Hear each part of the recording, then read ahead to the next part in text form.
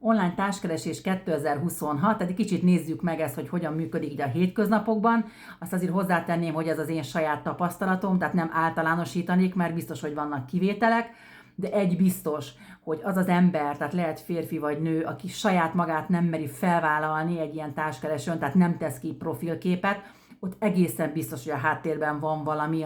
ami nem gömbölyű, nem kerek, tehát rejteget valamit,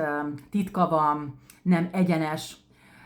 Mai nap rám írt egy fiatalember,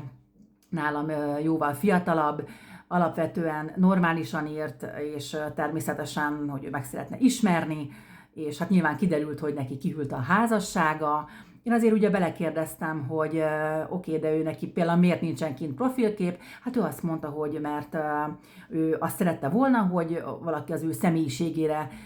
legyen kíváncsi. Hát mondtam, ez tök jó, mert én is így gondolom, hogy ez az alap egy kapcsolatnak, és hát, hogy ő mennyit csalódott, és hogy nagyon kevesen ilyenek, és hogy ő pont egy ilyen nőt keres, mint én, és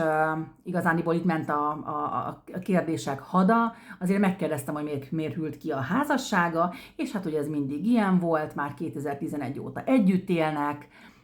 és hogy ő a szenvedélyt keresi, és mivel alapvetően jelen időben beszélt, hát akkor itt azért már elkezdtem gyanakodni, hogy oké, akkor rá is kérdeztem, hogy mivel jelen időben beszélsz, akkor ez azt jelenti, hogy együtt élsz akkor a feleségeddel? Hát természetesen igen.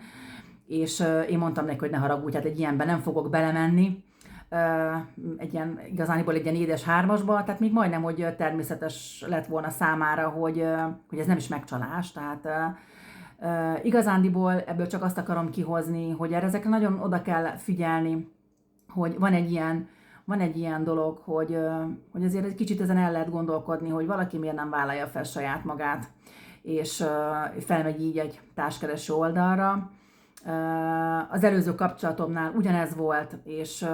ettől függetlenül hangsúlyozom, mint mindig, hogy volt nagyon sok olyan hónap, ami csodálatos volt, de hogy neki is volt a háttérben olyan dolog, ami